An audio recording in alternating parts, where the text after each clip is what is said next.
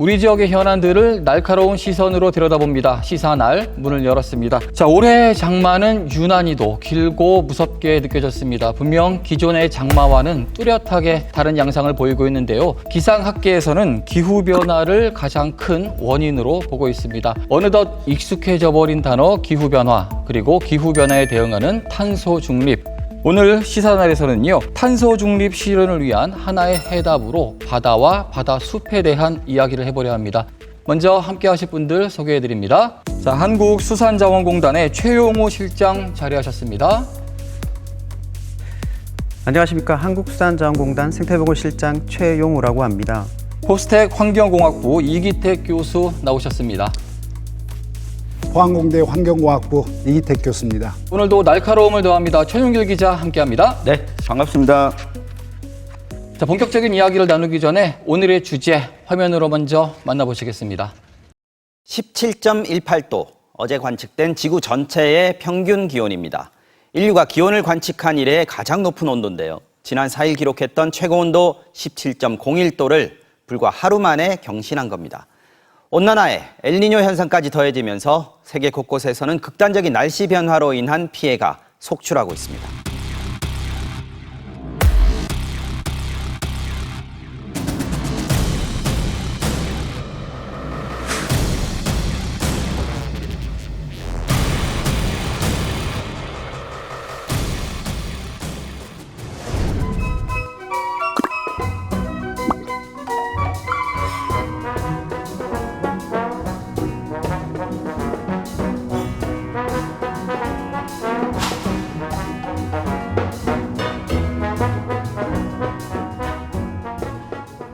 사실 바다는 우리에게 너무나 익숙한 단어인데요. 바다 숲과 탄소 중립은 조금 생경하기도 하거든요. 그런데 이 바다 숲과 탄소 중립이 상관관계가 있다. 이 부분은 우리가 좀 흥미롭게 이야기를 들어볼 대목이 아닌가 싶습니다. 먼저 용어 정리부터 하면 좋을 것 같아요. 탄소 중립 어떤 건지 최용길 기자가 정리해 줄까요? 네, 우리가 탄소를 가장 많이 배출할 때가 뭔가를 태우거나 에너지원을 생산할 때입니다. 근데 이 산업화 이후에 공장도 많이 들어서고 인류가 늘어나면서 탄소 배출량이 늘어나게 됐습니다. 우리가 배출하는 탄소 양보다 제거되는 이 자연이 알아서 제거해주는 탄소 양이 넘어서게 되다 보니까 우리 세계적으로 이 탄소 배출량을 조금 줄이자라고 하는 움직임이 일어나기 시작한 겁니다. 2015년에 파리 협정을 채택하면서 이 탄소 배출량이 늘어나면서 이 지구의 온도가 상승하는 걸 조금이라도 줄여보자. 2도 상승할 걸 0.5도는 줄여서 1.5도는 맞춰보자라고 이 협약을 체결합니다. 그래서 우리가 배출하는 탄소양보다 이 줄이는 탄소양, 제거하는 탄소양을 좀 맞춰보자는 게 탄소 중립인데요. 적게 배출하는 것도 중요하지만 빨리 탄소를 제거하는 것도 이 탄소 중립에 있어서 이 중요한 요소입니다. 결국 탄소량 전체를 조금 줄여나가고 그리고도 남은 탄소는 자연의 힘, 이 지구의 힘으로 없애서 결국은 실질적 배출량을 0으로 만들자. 이게 이제 탄소 중립인 것 같은데 우리가 흔히 지상에 있는 숲이 탄소들을 제거한다는 얘기는 알고 있는데 바다가 이 역할을 하는 줄은 몰랐거든요. 이 부분에 대한 이야기를 좀 들어볼게요. 바다가 CO2를 제거하는 것도 육상에서 식물들이 제거하는 것과 똑같은 원리입니다. 육상 식물들이 봄이나 여름철에 광합성을 하게 되면 성장을 하게 되죠. 그러면 그들이 대기로부터 CO2를 흡수해서 몸체를 키웁니다. 똑같은 현상이 바다에서도 그대로 일어납니다. 우리나라 연안에 조성되어 있는 다양한 생태계가 특히 성장기에 굉장히 많은 양의 CO2를 바닷물에서 흡수해서 몸체를 형성하고 이와 같은 과정을 통해서 CO2를 제거하는 역할을 하게 됩니다. 육지 생태계와 해양 생태계가 탄소에 관해서는 역할을 같이 한다. 이렇게 생각하면 될 것 같은데 사실 그러려면은 바다가 그 역할을 다하기 위해서 바다의 힘이 좀 강해져야 된다는 얘기가 있습니다. 그런데 지금 우리가 해양 생태계를 이야기할 적에 바다 사막화라고 하죠. 이 부분에 대한 이야기를 실장님께 들어볼게요. 수온 상승이라든지 환경 오염, 과도한 연안 개발, 그리고 해조류, 그러니까 그 물속에서 사는 식물들을 잡아먹는 섭식동물, 그러니까 성게 같은 것들이 대량 번물을 하게 되면 안반에 붙어 자라야 될 해조류가 사라지고 그 자리를 무절석회조류라는 석회조류가 하얗게 뒤덮는 현상을 갯녹음, 일명 바다 사막화라고 합니다. 갯녹음이 발생을 하고 그게 확대가 되면 바다 생물들은 그 생존의 위협을 받게 됩니다. 우리나라의 갯녹음은 1990년대 초에 동해하고 제주에서 처음 보고가 됐습니다. 그런데 갯녹음의 발생 면적이 시간이 가면 갈수록 점차 확대가 되고 있고요. 2021년 기준으로 해서 갯녹음 실태조사 결과를 살펴보면 전체 조사 면적인 392제곱킬로미터 중에 갯녹음이 약 한 36% 정도가 지금 퍼지고 있다라고 보시면 될 것 같아요. 해역별로 보면 동해 같은 경우에는 거의 절반인 48% 이상이 갯녹음 발생 면적이고요. 그리고 제주 해역 같은 경우에는 약 한 39% 정도, 그리고 남해 12, 그리고 서해는 한 7% 정도로 순서로 나타나고 있습니다. 결국에는 이 해양 생태계를 건강하게 회복하는 과정이 중요할 것 같습니다. 그 과정 중에 일환이 바로 바다숲 조성 사업으로 볼 수 있을 것 같아요. 그런데 여기서 또 생경해지는 거예요. 그러면 바다숲 조성 사업 중에 바다숲은 또 어떤 건지 그 부분에 대한 설명을 좀 해주세요. 이 바다숲은 그 바닷가 연안에서 그 광합성을 할 수 있는 그 빛이 투과되는 수심에서 미역하고 다시마 같은 해조류나 아니면 잘피 같은 해초류들이 대량 번성을 해가지고 바다숲을 이루는데 육지의 숲과 같다 해가지고 바다숲이라고 정의할 수가 있습니다. 수산생물의 서식처 기능, 그리고 오염물질, 그러니까 육상으로부터 내려오는 질소라든지 인 같은 물질들을 흡수하고 제거하고, 그리고 최근에는 온실가스를 흡수 저감한다는 그런 기능들이 부각이 되고 있기 때문에 전체적으로 바다숲은 지속적인 관리 그리고 복원이 필요하다고 생각됩니다. 그래서 갯녹음 해역에 인위적으로 바다숲을 조성해가지고 그것들을 지속적으로 관리해서 바다 생태계를 복원하는 사업이 바다숲 사업이라고 볼 수 있겠습니다. 교수님께 질문을 좀 드려볼게요. 우리가 이 부분은 잘 알고 계실 거예요. 그러니까 육지의 숲은 광합성을 통해서 이제 산소를 내뱉고 탄소를 가져간다. 그러면은 이 바다숲도 똑같은 원리가 되는 건가요? 어떤가요? 빛이 투과하는 수심에서는 생물이 자랄 수가 있습니다. 우리가 바다에서 수심 한 100m 정도 이상 들어가면 빛이 투과하는 양이 극히 적어지기 때문에 광합성을 할 수 있는 생명체가 살 수가 없습니다. 하지만 연안에는 수심이 한 20m에서 30m 정도 되는 연안은 충분한 양의 빛이 투과하기 때문에, 그리고 광합성을 할 때 필요한 것이 이제 빛도 있고 CO2도 있고 그리고 다른 여러 가지 미량 영양염류가 필요합니다. 이것들이 풍부하기 때문에 광합성을 통해서 나무가 자랄 수 있는 것과 똑같은 메커니즘으로 바다숲도 CO2를 흡수하고 산소를 방출하게 됩니다. 교수님, 갑자기 궁금한 게 생겼는데, 예. 이 바닷속에 있는 이산화탄소를 흡수한다라고 하면 사실 육상에서 배출한 이산화탄소는 흡수 못하는 거 아닌가? 이 이산화탄소들이 바닷속으로 가서 이걸 다시 흡수할 수 있는 건지 그 부분도 좀 궁금합니다. 바다숲에 있는 식물이 직접적으로 대기에 노출이 돼가지고 대기의 CO2를 흡수하지는 못합니다. 이들은 물속에서 살기 때문에 물속에 녹아있는 CO2를 흡수를 하고 2단계로 물속의 CO2 농도가 낮아지면 대기보다 굉장히 낮아지게 됩니다. 그러면 대기로부터 해양으로 CO2의 흐름이 생깁니다. 이것을 통해서 간접적으로 바다숲이 대기의 이산화탄소를 바다로 끌어들이고 그 들어온 이산화탄소를 몸체로 축적하는 기능을 하게 됩니다. 우리나라 그 육상이 매년 흡수하는 CO2 양이 평균적으로 한 2천만 톤에서 한 4천만 톤 정도 됩니다. CO2 톤으로. 우리나라 이 배타적 경제 수역 내에서 흡수하는 이산화탄소가 바다숲을 포함해서 전부 다가 한 2천만 톤 정도 됩니다. 이 바다숲이 조성된 지역을 포함한 배타적 경제 수역에서 흡수하는 이산화탄소가 우리 육상에서 매년 산림이 흡수하는 이산화탄소 양과 거의 비슷하다. 굉장히 새로운 사실이기도 하고 흥미로운 부분이기도 합니다. 육지의 숲과 바다의 숲이 비견된다. 이 얘기는 아마 많은 분들이 좀 오늘 이렇게 새롭게 알게 되는 사실이 아닐까라는 생각을 해봅니다. 말씀하신 내용 중에서 조금 더 좁게 이야기를 해서요. 해조류와 나무를 이렇게 객관적으로 비교해 본다면 어떻게 될지 이 부분이 좀 궁금합니다. 예, 그 산림을 매년 보면 나무의 크기가 작년에 본 것과 올해 본 것이 별 차이가 없을 겁니다. 즉 나무의 성장 속도는 굉장히 느립니다.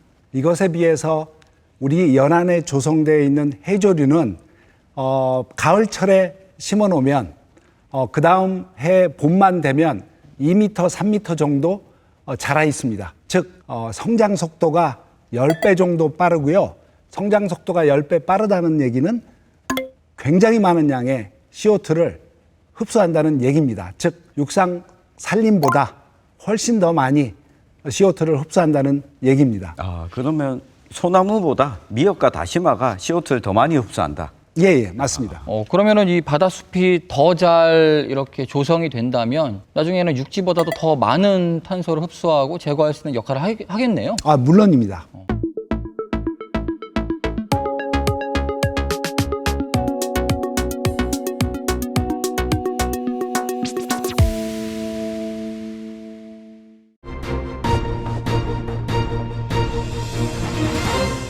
자, 이번에는 조금 깊게 이야기를 들여다보도록 하겠습니다. 블루카본이라는 단어가 아무래도 많은 분들은 생경하게 느낄 수 있겠지만 전문가들 사이에서는 굉장히 많은 논의가 되고 있다고 하더라고요. 블루카본이 어떤 건지, 왜 중요한지 천영길 기자가 전해줄까요? 네, 육상 생태계에서 흡수하는 탄소의 경우에는 우리가 그린카본이라고 부릅니다. 근데 해양 생태계에서 흡수하는 것을 이 블루카본이라고 명명하고 있는데, 이게 수천 년 동안 탄소 저장이 가능하기 때문에 국제사회에서도 이 블루카본에 대해서 주목을 하고 있거든요. 근데 현재 국제사회에서 블루카본으로 인정하고 있는 게 이 맹그로브 숲과 염습지 그리고 잘피림밖에 없습니다. 앞으로 블루카본에 대한 이 수요는 많은데 인정하고 있는 분야가 적기 때문에 얼마나 더 빠르게 블루카본을 개발하고 확대하느냐가 지금 국제사회에서도 이 경쟁에 놓여지게 된 거죠. 블루카본으로 바다숲이 인정을 받아야 한다, 이런 이야기인 것 같은데 사실 조금 어렵게 느껴지는 건 사실이에요. 바다숲이 왜 블루카본으로 인정을 받아야 하는지 그 지점을 먼저 짚어놓고 나면 그 뒤에 이야기가 좀 쉬울 것 같습니다. 어떨까요, 교수님? 네, 블루카본으로 인정받는다는 것은 두 가지 조건을 만족했다는 얘기입니다. 첫 번째, CO2를 많이 흡수하더라. 그러고 그것이 측정 가능해야 됩니다. 그리고 CO2가 흡수된 CO2가 어디에 잘 저장되어 있더라. 최소한 100년 이상 저장이 된다는 것을 증명을 해야지만이 되고, 그 두 조건을 만족하는 것들이 대체적으로 블루카본으로 인정을 받았습니다. 그런데 현재 그 바다숲이 특히 이제 거대 해조류가 아직 블루카본으로 편입되지 못한 데에는 두 번째 조건을 아직 완벽하게 맞추지를 못했습니다. 첫 번째, CO2를 많이 흡수한다는 것은 저희 연구 결과를 통해서 명확하게 밝혀졌고요. 근데 문제는 이들이 몸체에 들어간 다음에 그 다음에 어디에 쌓여 있는지 그것을 아직까지는 명확하게 정량적으로 밝혀내지를 못해가지고 아직 블루카본의 진입 단계이고 아직 편입 단계는 아닙니다. 인정을 블루카본으로 인정을 받으면 어떤 것들이 좋길래 인정을 받아야 되는 거예요? 우리가 인정을 받으면 해조숲이 흡수한 이산화탄소량을 우리가 배출한 양에서 탄소 중립을 위해서 일부를 감축시키는 양으로 우리가 인정을 받을 수가 있습니다. 그러면 이번에는 실장님께 좀 질문을 드릴게요. 이 바다숲이 그러면 블루카본으로 인정받을 수 있는 가능성, 사실 우리나라에서는 이게 굉장히 중요한 부분인 것 같아요.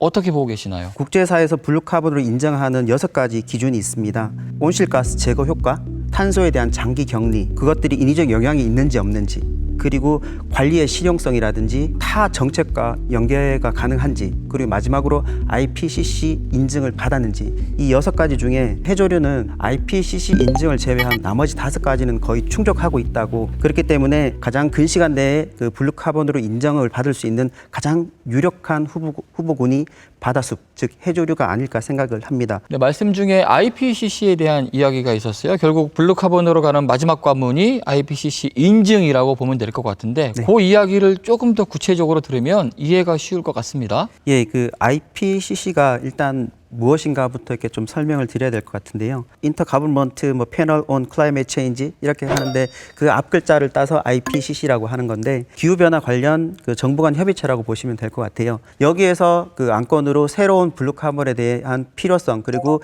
인정 기준 그리고 연구에 대한 충족성 이런 것들을 따져가지고 회의 안건으로 올라가게 되면 그것들을 그 회의체에서 결정을 해가지고 공식적으로 인증하는 그런 절차를 거치게 되는데 그 절차가 IPCC 인증 절차입니다. 저희 나라 같은 경우에는 해조류뿐만이 아니라 대륙붕의 퇴적물 서해나 남해 쪽에 광범하게 이렇게 좀 분포하고 있는 갯벌까지도 저희는 계속적으로 연구를 해가지고 그 IPCC 인정을 받기 위한 노력들을 저희 나라에서는 하고 있습니다. 블루카본에 대한 이야기였고요. 이번엔 다시 바다숲에 대한 이야기를 조금 더 나눠보도록 하겠습니다. 바다숲 조성 사업이 2009년도에 처음 시행을 했다고 들었습니다. 결국 이게 10년이 지금 넘은 사업인데요. 그러면 지금 이 바다숲 조성이 어느 정도 조성이 되어 있는지 이야기를 좀 들어볼 수 있을까요? 2022년 기준으로 해서 전국 연안 동서남 제주 해역의 228개소를 대상으로 약 292제곱킬로미터의 바다숲을 조성하고 관리를 하고 있습니다.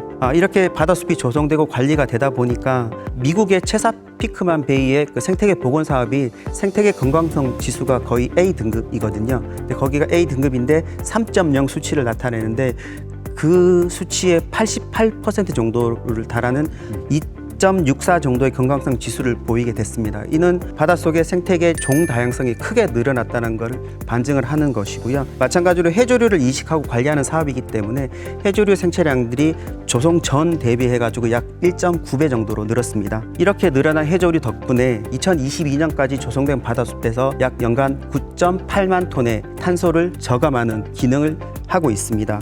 조금 쉽게 말하면 자동차 한 대당 약 2.4톤의 탄소를 배출한다고 치면 약 한 4만 대 정도의 탄소 배출량을 제어하는 효과가 있다고 보시면 될 것 같아요. 근데 사실 그렇잖아요. 우리 국민들 입장에서 블루카본도 우리 국가 경제를 위해서도 굉장히 중요한 부분인데 국민들은 잘 모르고 그리고 이 바다숲 조성과 관련해서도 이만큼 성과가 있지만 이게 눈으로 확인할 수 있는 길이 잘 없잖아요. 우리 시민들이 좀 체감할 수 있는 이 부분들이 좀 없을까요? 네, 예전에 저희가 가장 크게 고민했던 부분들이 그 부분이었어요. 물속에 있다 보니까 국민들이 관심을 가질 수 있는 접점이 없다라는 것이었습니다. 그래서 최근에 그런 고민들을 계속 해오다가 지난해부터 울릉군의 그 첨부 수중 전망대 라는 그런 시스템을 저희가 확인을 했습니다. 울릉군의 협조를 받아가지고 수중 전망대의 메인 테마를 바다숲으로 정했습니다. 그래서 거기를 방문하시는 국민들은 실제적으로 물속에서 바다숲이 어떻게 조성이 되어 있는지 그리고 그를 터전으로 물고기라든지 다양한 수산생물들이 어떻게 살아가는지 그런 것들을 직접 볼 수가 있는 것이고요. 그리고 또 울진에 있는 국립해양과학관에서도 그 수중 전망대가 운영을 하고 있기 때문에 같이 협력 사업을 통해 가지고 또 하나의 보이는 바다숲을 설치를 할 수가 있을 것 같고요. 그리고 과학관이기 때문에 바다숲을 조성하는 메커니즘 그리고 그런 것들이 어떤 기능을 한다는지 하는 교육적인 자료도 같이 개발을 할 수 있지 않을까 싶습니다. 그런데 여기서 또 한 가지가 이렇게 이 국민들께서 직접 좀 확인하고 눈으로 보고 하면 아무래도 관심도 높아질 것 같은데 문제점 중에 한 가지가 지금 바다숲 조성하는 사업은 한국수산자원공단에서 조성을 하고 관리한 다음에 지방자치단체로 이관한다고 하는데 이 지자체가 예산 편성을 제대로 안 하거나 관리를 제대로 안 하면 공들여 조성을 해놨는데 재기능을 못하게 될 수도 있다. 이런 우려도 나오거든요. 지난해 저희가 그 바다숲 조성지 전체에 대한 실태조사를 실시를 했습니다. 그래서 조사 대상 바다숲 129개소 중에 한 60%인 78개소에만 그 사후 관리가 진행되고 있다는 것들을 파악을 했고요. 관리가 제대로 이루어지지 못한 해역들은 사업 효과가 반감된다는 것들도 저희가 수치상으로 확인을 했습니다. 그래서 이 실태조사 결과를 바탕으로 해가지고 공단과 해수부에서는 바다숲 사후 관리 개선 방안을 현재 마련 중이고요. 지속 가능한 바다숲은 효율적 관리가 기반이 되어야 되기 때문에 효율적 관리를 위해서는 지자체 그리고 국가, 정부 그리고 저희 공단뿐만이 아니라 민간 기업 그리고 NGO 단체, 전문가들이 적극 참여할 수 있는 이해관계자 상생협의체를 구성해가지고 조금 더 그들의 이야기를 많이 들어서 현실적인 대안을 마련하고 관리를 하고자 노력을 하고 있습니다. 바다숲 조성 사업이 매년 수백억의 예산이 들어가죠. 그러니까 지금까지 수천억의 예산이 들어갔던 건 사실이고 그게 지자체로 이관이 되면서 관리 소홀로 이어졌던 거는 분명해 보입니다. 그러니까 결국에는 지자체와의 이 예산 문제도 가장 중요할 것 같아요. 이 부분에 대해서 조금 더 구체적으로 들어볼 수 있을까요? 예, 두 가지 정도의 그 방향으로 좀 고민을 해오고 있습니다. 일차적으로는 기존에 한정되어 있는 예산들을 효율적으로 쓸 수 있는 방식들, 전문성이 떨어지기 때문에 그 예산을 적시에 그리고 적소에 쓸 수 있는 것들은 좀 부족했던 것들은 사실인 것 같습니다. 그래서 저희가 기술 편람이라든지 이런 것들을 제작을 해가지고 그 기술이 꼭 쓰여질 수 있게끔 만들고 절대적인 예산의 부족들은 또 다른 고민거리인 것 같아요. 그런데 지금까지는 국가의 예산이 투자가 되고 나면 전체는 지자체 예산으로만 네. 충당이 되고 있는데 이 부분에 대해서는 고민을 할 수밖에 없을 것 같아요. 근데 끊임없이 국가 예산을 들이는 사업을 가기에는 이 사업은 좀 리스크가 있을 것 같은데 국가에서도 그런 쪽의 노력은 좀 해야 되겠지만 민간 기업들의 투자도 좀 중요할 것 같아요. 효성그룹 같은 경우에는 거제시에서 조성되어 있는 잘피숲에 대해서 사후 관리에 투자를 하고 있습니다. 민간 기업에서? 민간 기업에서 네. 그런 예산들 그러니까 바다숲의 중요성에 대해서 민간 기업 국민들이 인식을 하게 되면 그 기업들의 그 예산도 바다 속으로 가지고 들어올지 않을까 싶습니다. 이게 사실 기업 입장에서도 이 탄소 배출량을 직접적으로 줄이는 게 어렵다면 이 탄소 저감할 수 있는 이 시설에 투자하는 것이 도움이 되지 않을까 싶은데 우리 지역에서 뭐 대표적인 또 이 기업이 포스코가 있지 않습니까? 이 포스코 등은 좀 이렇게 바다숲 조성에 이 투자를 한다거나 이런 의사가 좀 있는지 궁금합니다. 포스코는 바다숲 사업에 참여한 지 굉장히 오래됐습니다. 지금 우리나라 연안의 바다숲 조성 사업에 인공 안반을 제철 산업의 부산물인 제강 슬래그를 통해 가지고 만들어서 거기에 바다숲도 조성을 하고 그 역사가 꽤 오래됐고요. 10년 이상 됐습니다. 그리고 최근에는 조성된 바다숲에서 이들이 가장 효과적으로 성장할 수 있도록 다양한 첨가물을 영양염류 공급을 통해 가지고 바다숲이 잘 조성이 되고 더 빨리 자라고 더 울창하게 자랄 수 있도록 이와 같은 연구도 병행해서 하고 있는 것으로 알고 있습니다. 2050 탄소 중립 목표가 있기 때문에 각 지자체마다 탄소 중립 연구센터들이 생기기 시작하고 그리고 각 지자체들이 탄소 중립을 달성하기 위해서 굉장히 노력을 하고 있습니다. 그래서 지금 바다를 끼고 있는 지자체들은 바다숲 조성 사업을 통해서 CO2를 감축하고자 하는 이와 같은 모티베이션이 굉장히 크다고 제가 알고 있습니다. 결국 바다숲의 가치를 우리가 잘 만들어내자는 데의 목적은 하나로 볼 수 있는 거잖아요. 교수님께서도 앞으로 그 연구를 계속해 나가실 텐데 어떤 계획을 갖고 계신지도 좀 들어볼게요.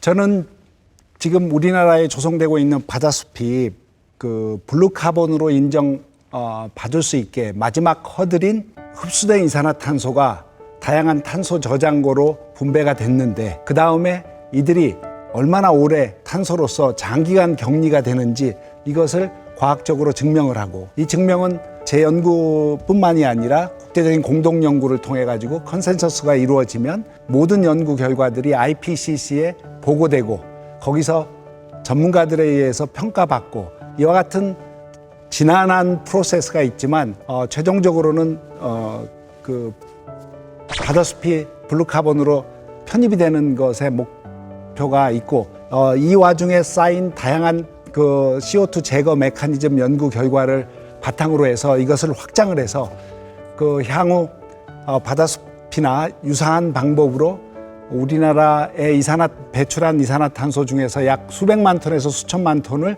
제거할 수 있는 굉장히 거대한 프로젝트로 발전이 되기를 바라는 마음으로 연구를 하고 있습니다. 자, 오늘 바다숲과 탄소 중립에 대한 이야기를 나눠봤습니다. 마지막으로 세 분의 덧붙이는 말씀들 들어보도록 하겠습니다. 먼저 실장님의 이야기부터 들어볼까요? 수산자원의 약 80%가 바다숲에 서식한다고 알려져 있는데 그만큼 바다숲은 연안 생태계의 건강성 향상을 위해 중요한 요소이기 때문에 지속적인 관리와 보호가 필요할 것 같습니다. 그리고 최근에 탄소 중립이라는 전 세계적 이슈에도 저희 바다숲은 큰 기여를 하고 있기 때문에 국가 경쟁력 차원에서도 충분하게 연구하고 관리가 필요한 생태계 요소라고 볼 수가 있겠습니다. 그런데 바다숲은 그 정부나 공공기관만의 노력으로 그 바다숲의 기능이라든지 효과가 유지가 되는 것들은 좀 힘들 것 같습니다.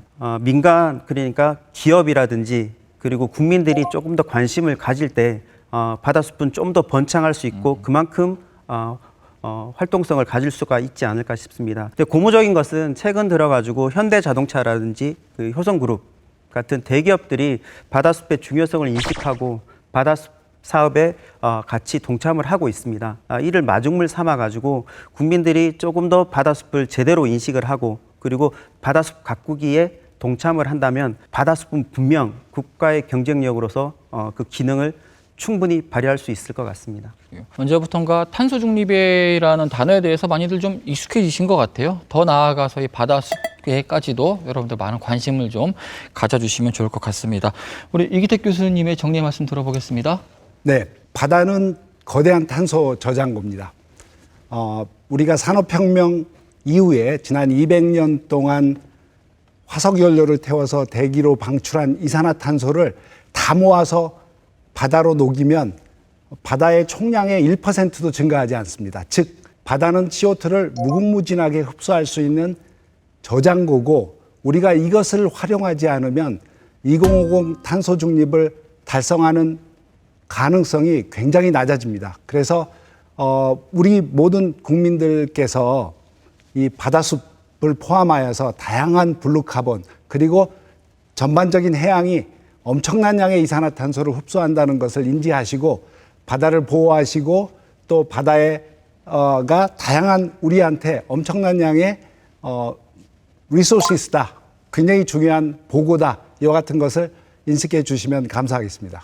저는 오늘 이야기를 들으면서 이 두 가지 생각이 났는데요. 야, 이 성게미역국을 좋아하는데 성게와 미역이 이렇게 안 친한 줄 몰랐다라는 생각이 들었고 또 한 가지는 우리 탄소 중립을 2050년까지 실현하지 못하면 지금 시청자분들이 집에 있는 에어컨을 꺼야 될 수도 있습니다. 이 바다숲에 관심을 가지는 게 우리의 미래, 현재를 위한 일이라는 생각을 하면서 요즘 아이들이 이 탄소 중립을 배우면서 나무 심기 이런 걸 하거든요. 이 바다숲과 일촌 맺기를 어릴 때부터 좀 하면 도움이 되지 않을까 생각해 봤습니다. 아마 4월 5일은 많은 분들이 알고 계시지 싶습니다. 바로 식목일이죠. 하지만 5월 10일을 모르시고 계시는 분들은 많으실 것 같습니다. 매년 5월 10일은 바로 바다 식목일입니다. 앞으로 식목일과 함께 5월 10일 바다 식목일도 기억해 주시고요. 바다 숲에 대한 관심도